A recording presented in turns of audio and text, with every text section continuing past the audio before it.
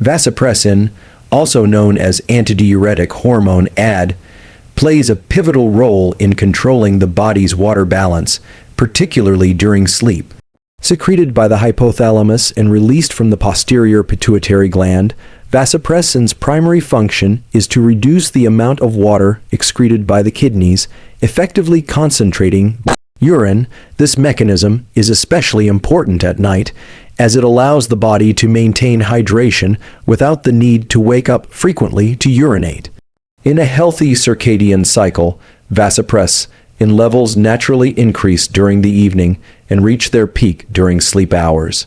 This surge is what signals the kidneys to hold onto water, producing less and more concentrated urine, which in turn prevents nighttime awakenings for urination. However, when this hormone rhythm is disrupted, either by behavioral, neurological, or endocrine dysregulation, the results can be frustrating: fragmented sleep due to nocturia or excessive nighttime urination.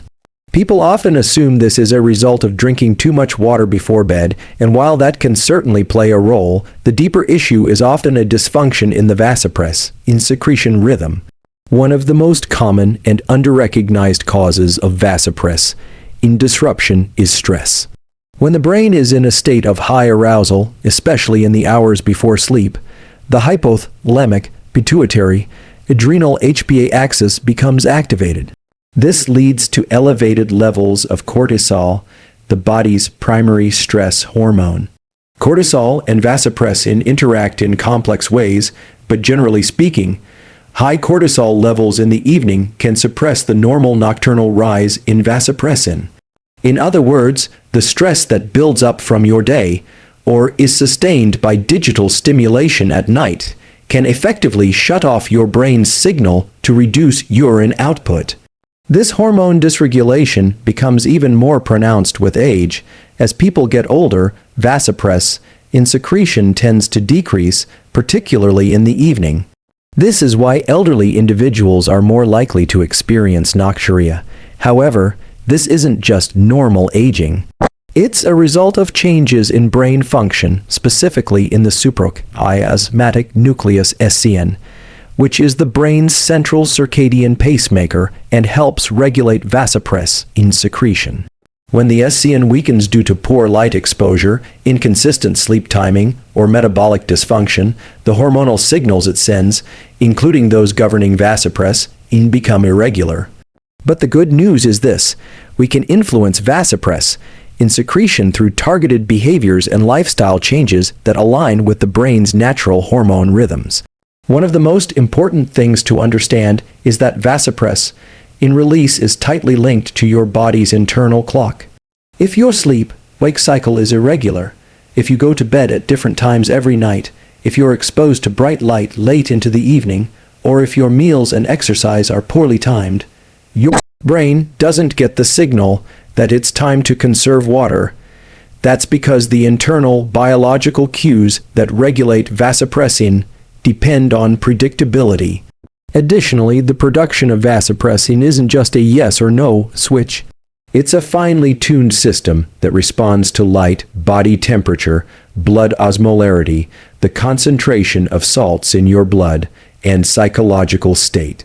For instance, dehydration naturally increases vasopressin production during the day as your body tries to hold onto more water. But if you drink a large volume of water in the evening, especially without the presence of minerals like sodium and magnesium, your brain may not initiate the proper vasopressin response. The kidneys will simply excrete the excess, and this can trigger an early morning wake-up to urinate. Another crucial factor is your level of physical activity and the amount of melatonin your body produces. Melatonin, the hormone associated with sleep, has been shown in several studies to work synergistically with vasopressin. When melatonin production is suppressed due to late night light exposure, blue light from screens, or irregular sleep timing, vasopressin levels can also be suppressed. That means the simple habit of using your phone or laptop at 10:30 p.m. might be directly impairing your brain's ability to hold urine until morning. There's also an important neurological link here. Vasopressin in neurons in the hypothalamus are influenced by signals from multiple brain regions, including the limbic system, which processes emotions, the ascian, which controls circadian rhythm, and the brainstem, which monitors blood pressure and osmotic pressure. So when we talk about restoring healthy vasopressin rhythms, we're really talking about improving the entire system of neuroendocrine balance. That includes optimizing emotional regulation, managing daily stress loads, and supporting sleep architecture, not just focusing on fluid intake. It's worth noting that some individuals may have specific health conditions that impair vasopressin in production or signaling, such as diabetes insipidus. This is a rare condition where the kidneys are unable to respond to vasopressin, leading to excessive urine in production and dehydration. But even in people without a formal diagnosis, subclinical vasopressin insufficiency can still lead to nighttime urination problems. There are also pharmaceutical agents that affect vasopressin levels.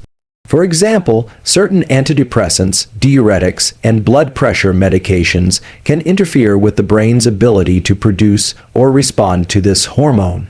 That's why it's essential to examine medication timing and potential side effects when troubleshooting nocturia. But most importantly, and this is the core message, the body is highly adaptable. The hormone systems in the brain are plastic. That means they can be retrained. With consistent exposure to early morning sunlight, which anchors the circadian clock, avoidance of bright and blue light in the evening, a reduction in evening fluid intake, consistent sleep timing, and practices that lower evening cortisol, like slow breathing, meditation, or even low-intensity walking, most people can restore the natural nighttime rise in vasopressin. When this happens, the kidneys respond by slowing urine production. The result is deeper, uninterrupted sleep. Ultimately, fixing nighttime urination is not just about the bladder, it's about the brain.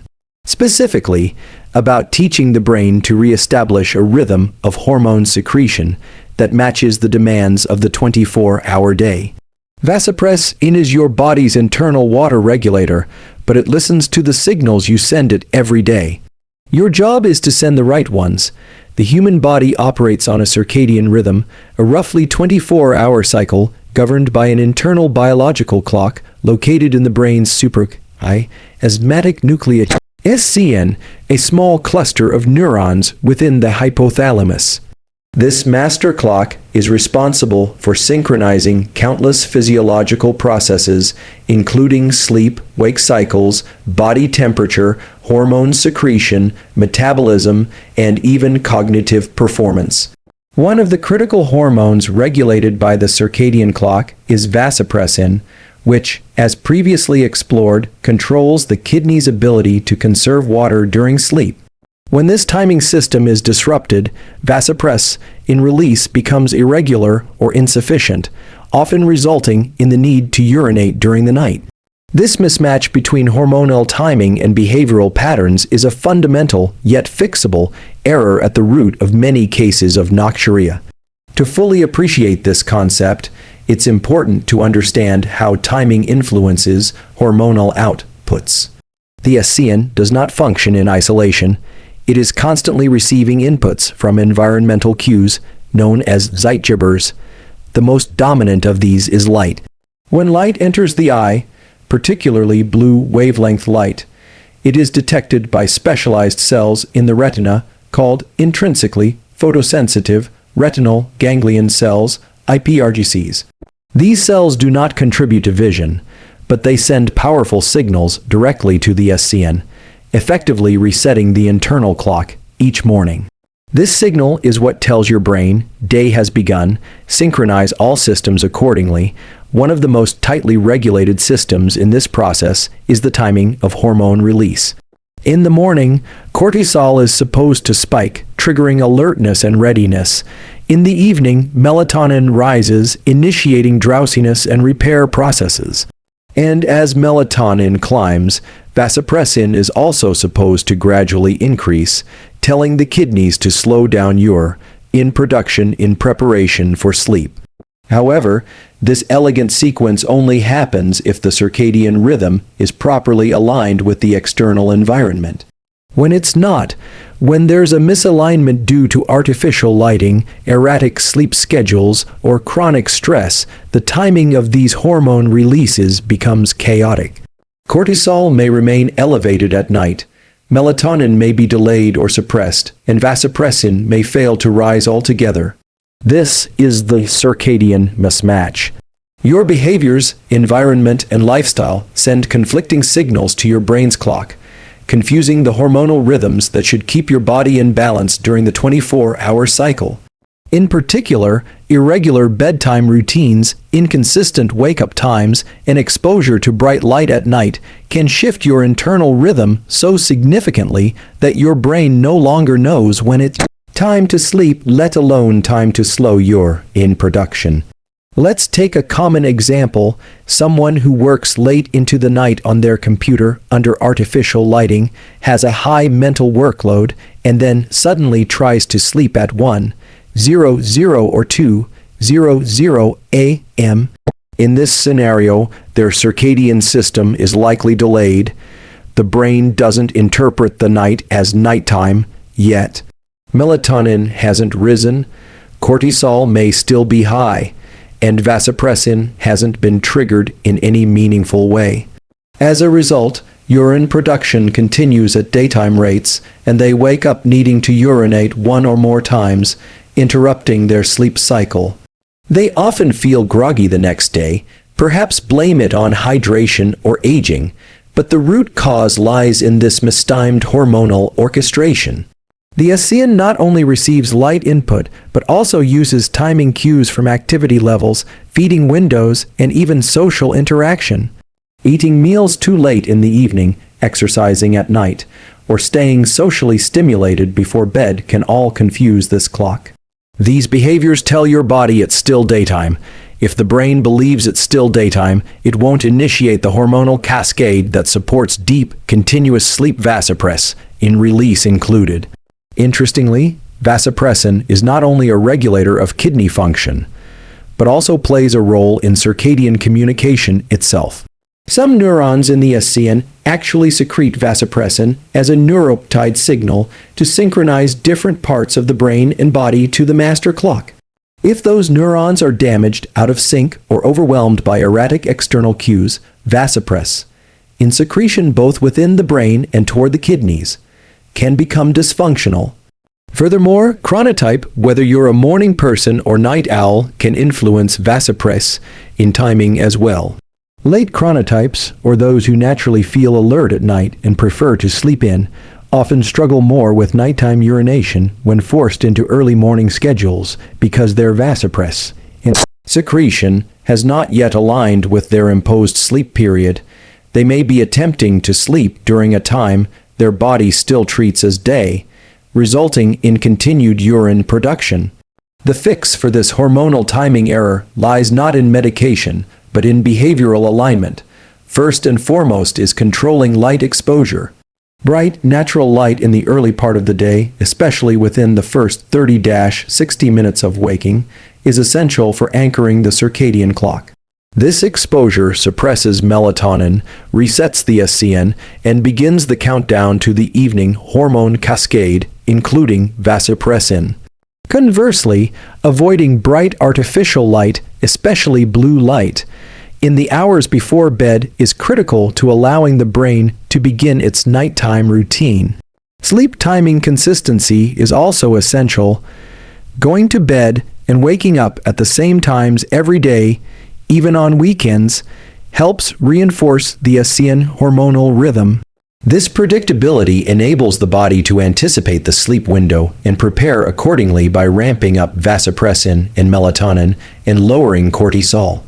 Regular timing teaches the brain what to expect. Eating and exercise patterns matter too. Late night meals can delay melatonin and vasopressin in secretion by several hours. High-intensity workouts close to bedtime may elevate core body temperature and stimulate cortisol production, counteracting the cues needed to start nighttime hormonal processes.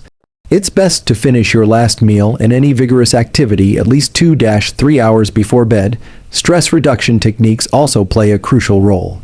Elevated evening cortisol levels, whether from work stress, screen stimulation, or emotional arousal, can suppress both melatonin and vasopressin. Practices like slow nasal breathing, mindfulness meditation, gentle stretching, or even warm baths can help signal to the body that it's time to shift into a parasympathetic, sleep-supportive state. In essence, your internal biological clock is a master conductor, and vasopressin is one of its most important players in orchestrating nighttime restoration. But like any orchestra, if the timing is off even slightly, the entire performance breaks down. When you wake up in the middle of the night to urinate, it's often not your bladder that's to blame, but your brain. More specifically, it's a signal that your brain's circadian rhythms have fallen out of step with the environment and your lifestyle. The solution is not just behavioral, it's rhythmic.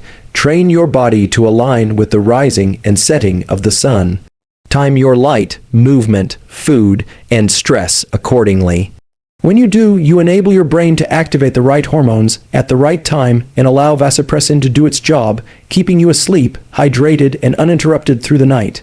Blue light exposure in the evening and chronically elevated cortisol levels are two of the most silent yet powerful disruptors of the brain's hormonal systems, especially the release of vasopressin, antidiuretic hormone critical for regulating nighttime urination. When you expose your eyes to blue light after sunset, or when you maintain a psychological or physiological state of stress in the hours before bed, you are signaling to your brain that it is still daytime, and when the brain thinks it's still daytime, it delays or suppresses the natural nighttime rise in vasopressin. This means your kidneys do not get the signal to reduce urine production, leading to increased urine in volume, lighter sleep, and frequent nighttime awakenings to use the bathroom. To fully understand this, it's important to explore how light and cortisol interact with the brain's regulatory systems. Let's start with blue light. The human eye contains specialized photoreceptors called intrinsically photosensitive retinal ganglion cells, iPRGCs. These cells do not help us see images, but are designed to detect ambient light, especially light in the blue spectrum, approximately 460–480 nanometers. When blue light hits the retina, even in small doses, it sends an immediate signal to the brain's suprachiasmatic nucleus SCN, the master clock of the circadian system, telling it that it is daytime. This is a valuable and evolutionarily necessary process in the morning, where blue light acts as a powerful anchor to regulate your internal clock. However, the same mechanism becomes highly disruptive when activated at night.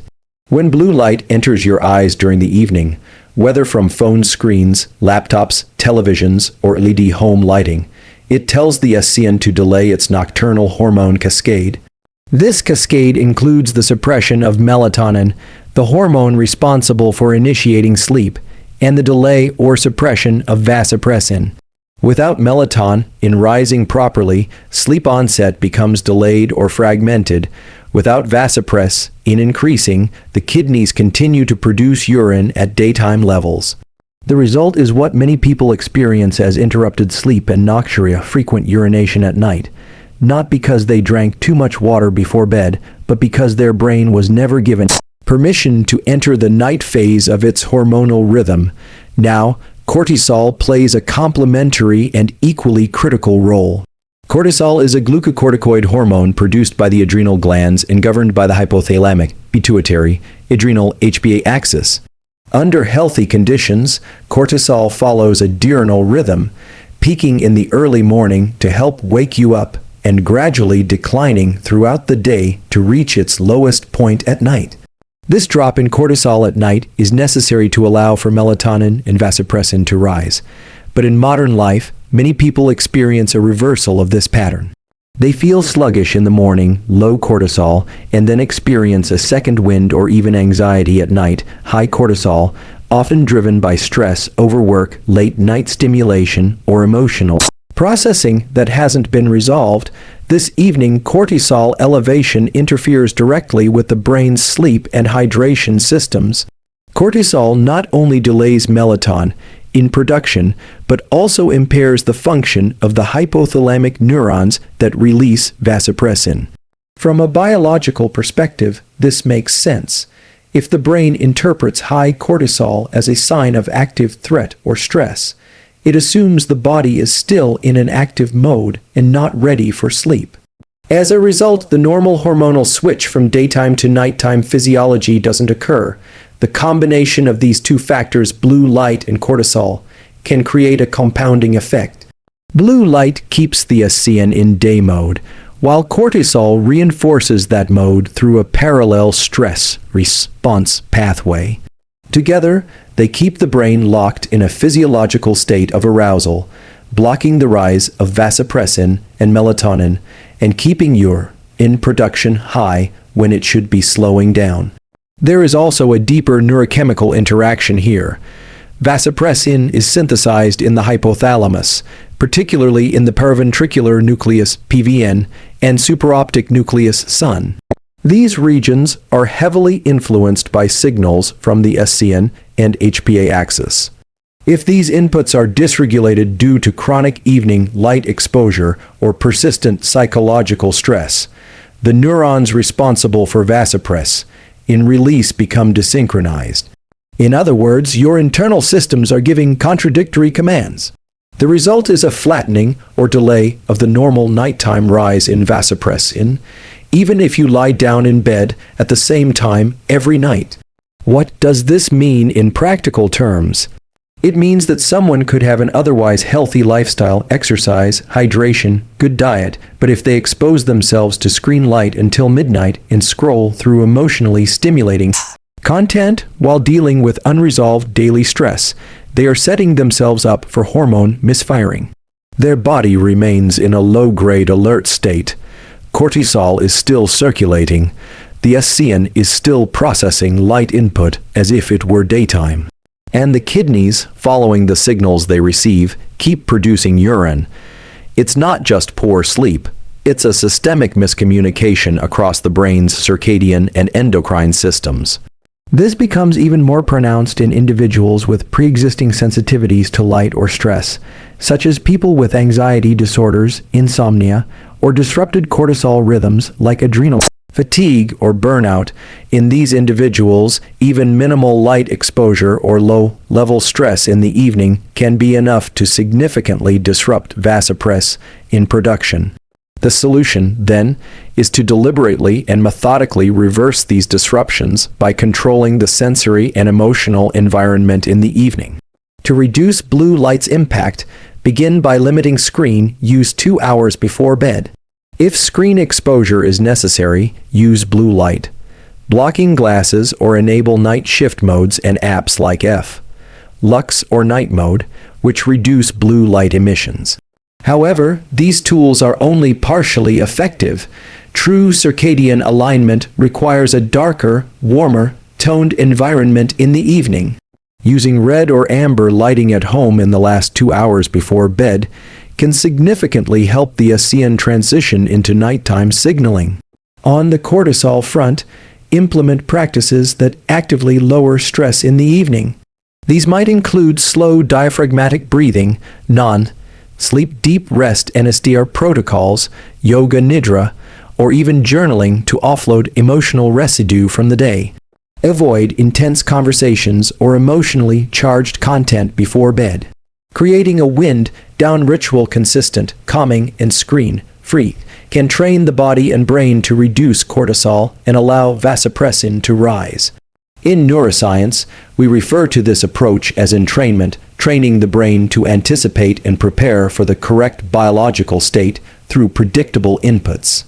Every evening, your brain needs to be gently told, "Night is here, it's time to shift."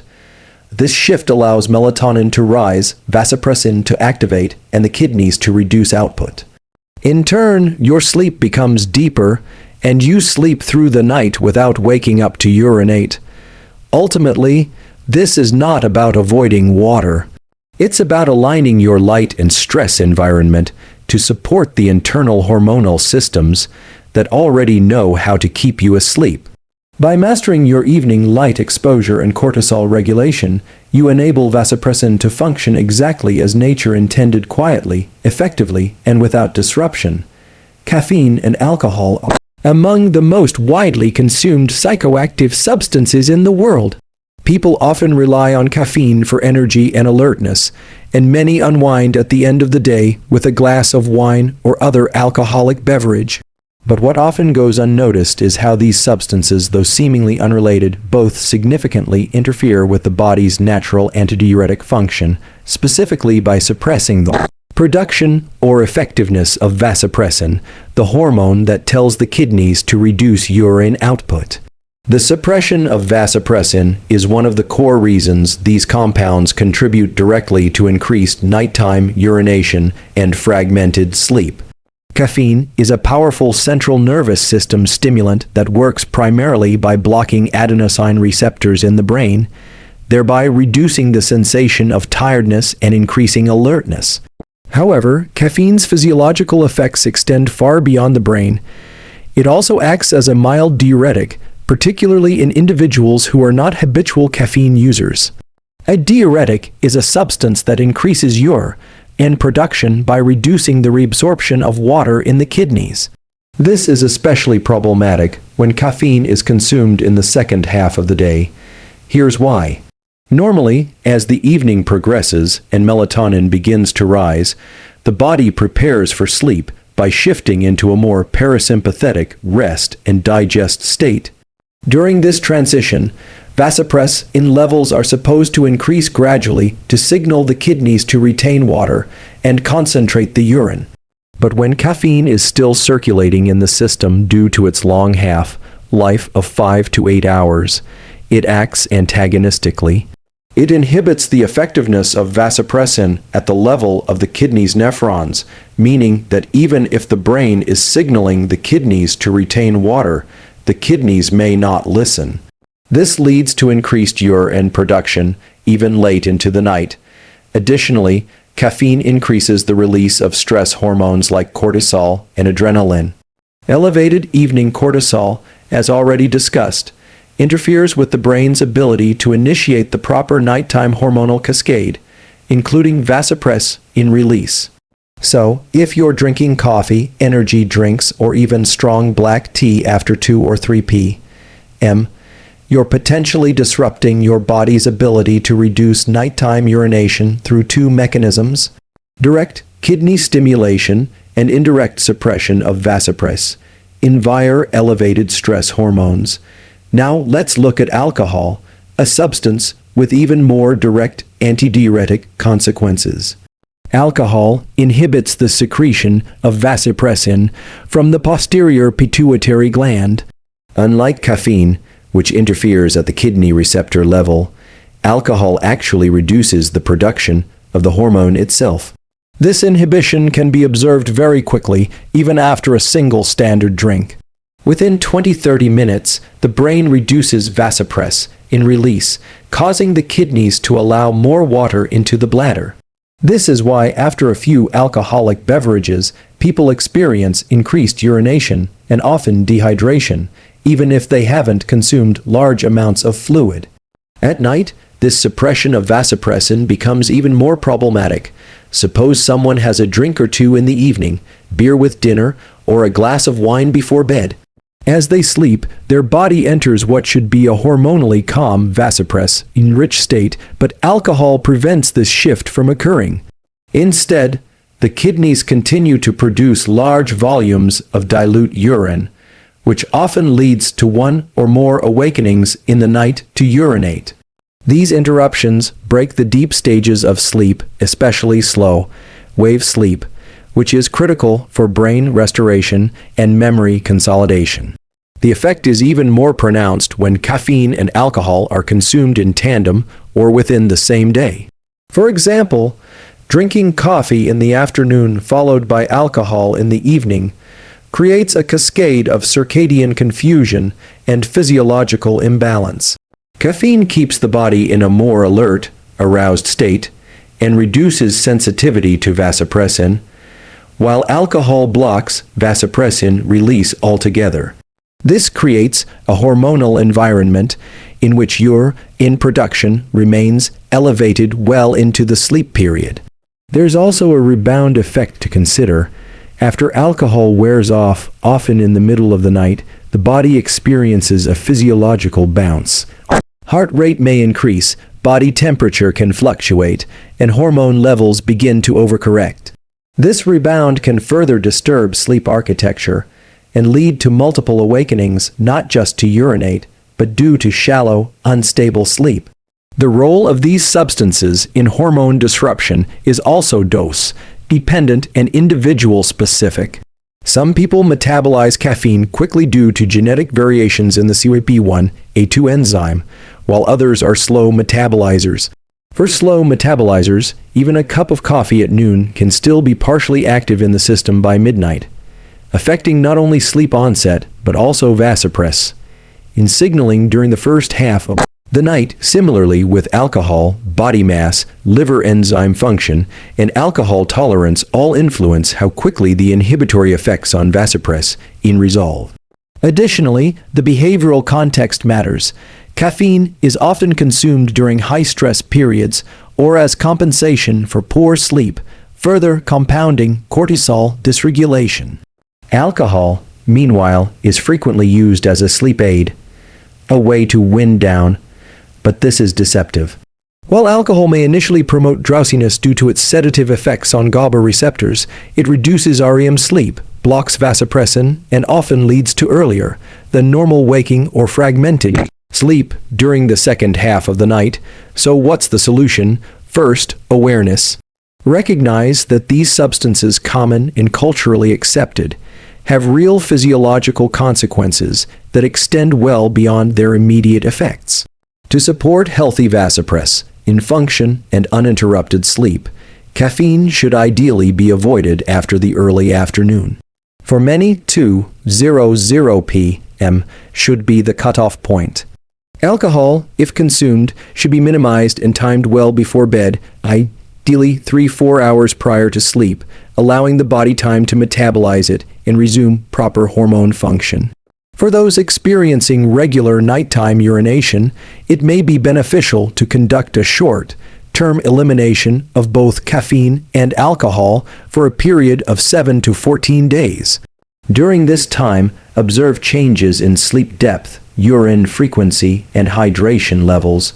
This kind of self-experiment, or what we call a behavioral assay, can reveal powerful insights about how your own body responds to these compounds.